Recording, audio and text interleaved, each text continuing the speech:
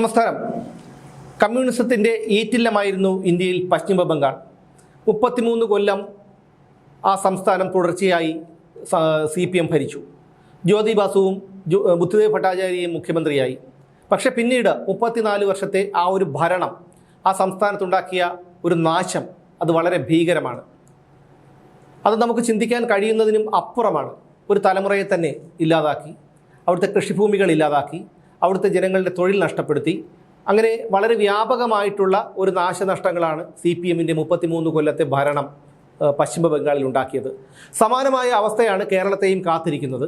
ഇതേക്കുറിച്ച് ദേശാഭിമാനിയുടെ മുൻ അസോസിയേറ്റ് എഡിറ്ററും ജനശക്തി വാരികയുടെ ചീഫ് എഡിറ്ററുമായ സഖാവ് ശക്തിധരൻ, അദ്ദേഹം വളരെ രൂക്ഷമായ ഭാഷയിൽ മൂർച്ചയുള്ള വാക്കുകൾ കൊണ്ട് പിണറായി വിജയനെയും പാർട്ടിയെയും ഒക്കെ ശക്തമായി ആക്രമിക്കുന്ന ഒരാളാണ്. പാർട്ടിയെയും പിണറായി വിജയനെയും സർക്കാരിനെയും നിശിതമായി വിമർശിച്ചപ്പോൾ അദ്ദേഹം CPMകാരുടെ നോട്ടപ്പുള്ളിയായി. ഈ അടുത്ത കാലത്തായി അദ്ദേഹത്തിനെതിരെ ഭീഷണി കൂടി വരികയാണ്. പക്ഷെ അദ്ദേഹം പതറിയില്ല, പിന്നോട്ട് പോകാൻ താൻ തയ്യാറല്ല എന്ന് അദ്ദേഹം ശക്തമായി നിലപാടെടുത്തു. ഇപ്പോൾ ബംഗാളിനെ അറിയാമോ എന്നുള്ള തലക്കെട്ടിൽ അദ്ദേഹം സമൂഹ മാധ്യമത്തിൽ ഒരു കുറിപ്പ് പങ്കുവച്ചിട്ടുണ്ട്. ആ കുറിപ്പ് ഇങ്ങനെയാണ്: ഇന്ത്യയിൽ ബംഗാൾ എന്നൊരു വിപ്ലവ ഭൂമി ഉണ്ടെന്ന് ആരെങ്കിലും ഇപ്പോൾ ഓർക്കുന്നുണ്ടോ?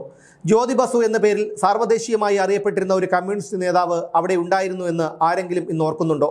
ഭൂമിയിൽ പുതുയുഗത്തിൻ്റെ സൂര്യോദയം ആദ്യമായി കാണിച്ചു കൊടുത്ത സാക്ഷാൽ ലെനിനെ പോലും ആശയപരമായി തിരുത്താൻ ശേഷിയുള്ള ഇന്ത്യയിലെ കമ്മ്യൂണിസത്തിൻ്റെ പിതാവ് എന്നറിയപ്പെടുന്ന MN റോയിയെ ഇന്ന് ആരെങ്കിലും ഓർക്കുന്നുണ്ടോ? അതോ പോളണ്ടിനെക്കുറിച്ച് ഒരക്ഷരം മിണ്ടിപ്പോകരുതെന്ന് കമ്മ്യൂണിസ്റ്റുകാരെ ഇടിച്ചു കാണിക്കാൻ 1991 സത്യനന്ദിക്കാട് ശ്രീനിവാസൻ ചിത്രത്തിലെ അതിപ്രശസ്തമായ ഡയലോഗാണോ നമ്മളെ ആവാഹിച്ചിരിക്കുന്നത്? എതിരാളികളെ വിമർശിക്കാൻ ഹാസ്യരൂപത്തിൽ ഉപയോഗിക്കുന്ന ഈ ഡയലോഗിന് പ്രതിക്രിയ ബംഗാൾ സാഹിത്യത്തിലും ഉണ്ടാകും. ഈ ഡയലോഗിൻ്റെ പരകായ പ്രവേശം എല്ലാ ഭാഷകളിലും ഉണ്ടാകും. എന്നാൽ കേരളത്തിൽ നിങ്ങളെന്നെ കമ്മ്യൂണിസ്റ്റാക്കി എന്ന നാടകവും സിനിമയും മലയാളികളുടെ രാഷ്ട്രീയ അടയാളമായി കരുതപ്പെട്ടിരുന്ന ഒരു കാലമുണ്ടായിരുന്നു. ഇപ്പോൾ അത് 3/4 നൂറ്റാണ്ട് പിന്നിട്ടു. 1991 ആയപ്പോഴേക്കും അതിലെ ജീർണത സത്യനന്ദിക്കാട് ശ്രീനിവാസൻ ഡയലോഗിലൂടെ പുറത്തു വന്നു. പാർട്ടിയും ദ്രവിക്കാൻ തുടങ്ങി. ഇപ്പോൾ ഇന്ത്യയിലെ ഏറ്റവും വലിയ കോർപ്പറേറ്റുകളോട് മത്സരിച്ച് അർമാദിച്ച് അടിച്ചു പൊളിക്കുകയാണ് കേരളത്തിലെ കമ്മ്യൂണിസ്റ്റ് പാർട്ടി. വിലക്കെടുത്തിരിക്കുന്ന കപട കമ്മ്യൂണിസ്റ്റ് നേതാവും അദ്ദേഹത്തിന് ധനാഠ്യരായ കുടുംബവും. എവിടെ നിന്നാണ് ഈ പണം? ക്ലിഫ് ഹൗസിൽ പണം കായ്ക്കുന്ന മരമുണ്ടോ? ചെറ്റകളെന്ന് മാത്രം വിളിക്കേണ്ട കാളികുളി സംഘം ഈ കൊള്ള സംഘത്തെ വാനോളം പുകഴ്ത്തുകയാണ്.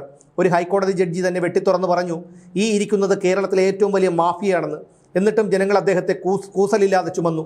2 ലോക്സഭാ തെരഞ്ഞെടുപ്പുകളിൽ ചെങ്കൊടിയെയും അതിനൊപ്പം നിന്നവരെയും മുച്ചൂടും തകർത്തു നിലംപരിശാക്കി. എന്നിട്ടും സമസ്ത പാർട്ടി കമ്മിറ്റികളും ഈ കാരണഭൂതൻ്റെ അപ്രമാദിത്വത്തെ കണ്ണടച്ചു കൊടുത്തു. തെറ്റുകൾക്ക് അതീതനാണ് കാരണഭൂതനെന്ന് എല്ലാവരും ആർത്തു വിളിച്ചു. സ്ത്രീ സുരക്ഷ ജലരേഖയായി.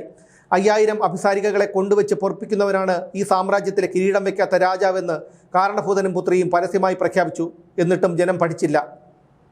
ഒരു സാധാരണ തെരഞ്ഞെടുപ്പിൽ ഒറ്റത്തവണ തോൽക്കുന്നതും സ്ഥിരമായി എല്ലാ തെരഞ്ഞെടുപ്പുകളിൽ തോറ്റുകൊണ്ടിരിക്കുന്നതും തമ്മിലുള്ള വ്യത്യാസം മനസ്സിലാകാത്ത ജനങ്ങൾ വിഡ്ഢികളല്ലേ? പാർട്ടി കണ്ണ് പൂട്ടിവെച്ചാൽ എന്തു ചെയ്യും? എത്ര വേണമെങ്കിലും കട്ട് തിന്നോട്ടെ, ഞങ്ങൾ ഭരിച്ചു കിട്ടിയാൽ മതി എന്ന് ചിന്തിക്കുന്ന മൂടന്മാർ ഉണ്ടായതാണോ കേരളത്തിൻ്റെ ദുര്യോഗം? ഗോർബച്ചേവിനെ ഒരു വിപ്ലവകാരിയായി ചരിത്രം എങ്ങും രേഖപ്പെടുത്തിയിട്ടില്ല.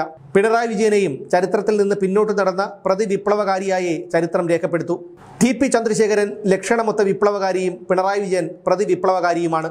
അതിൽ അനുരഞ്ജനപ്പെടൽ സാധ്യമല്ല. എവിടെയായാലും മുതലാളിത്തം ജയിക്കണമെന്ന് ശക്തിയുക്തം വാദിക്കുന്ന നേതാവാണ് പിണറായി വിജയൻ.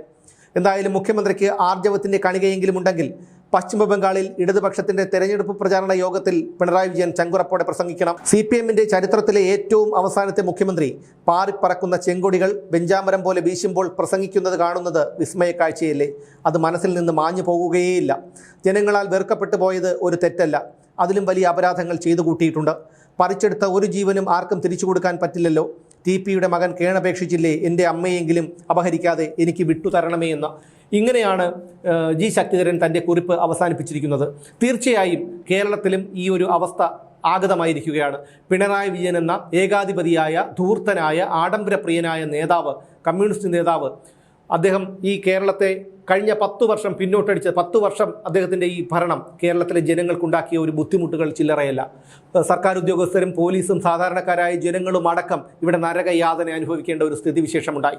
ബംഗാളിലെ അതേ അവസ്ഥ തന്നെയാണ് കേരളത്തെയും കാത്തിരിക്കുന്നത് എന്ന് G ശക്തിധരൻ ചൂണ്ടിക്കാണിക്കുകയാണ്. ഈ മനുഷ്യൻ്റെ ധാർഷ്ട്യം എന്തുകൊണ്ടാണ് പിണറായി വിജയൻ ഇവിടെ പശ്ചിമ ബംഗാളിൽ തെരഞ്ഞെടുപ്പ് അടുത്തിരിക്കുമ്പോൾ അവിടെ രാജ്യത്തെ ഏക മുഖ്യമന്ത്രി എന്നുള്ള നിലയ്ക്ക്, ഏക കമ്മ്യൂണിസ്റ്റ് മുഖ്യമന്ത്രി എന്നുള്ള നിലയ്ക്ക് അവിടെ പോയി പ്രസംഗിക്കാത്തത്? മലയാളത്തിലെ മാധ്യമപ്രവർത്തകർ അവിടെ പശ്ചിമ ബംഗാളിലെ സംസ്ഥാന കമ്മിറ്റി ഓഫീസിൽ പോയി പിണറായി വിജയൻ പ്രസംഗിക്കാൻ വരുമോ എന്ന് ചോദിച്ചപ്പോൾ വരാൻ സാധ്യതയില്ല എന്നാണ് അവിടെയുള്ള അന്തം കമ്മികളും പറയുന്നത്. അപ്പോൾ പിണറായി വിജയൻ അറിയാം, ബംഗാളിൽ മാത്രമല്ല കേരളത്തിലും കമ്മ്യൂണിസം അവസാനിച്ചിരിക്കുന്നു, താൻ അവസാനിപ്പിച്ചിരിക്കുന്നു എന്ന്. എന്തായാലും ഇനിയൊരു ഉയർത്തെഴുന്നേൽപ്പ് കൂടി കേരളത്തിൽ CPM ഉണ്ടാകാൻ പോകുന്നില്ല. ആ ഒരു അവസ്ഥയിലേക്ക് എത്തിച്ചത് പിണറായി വിജയനാണ്.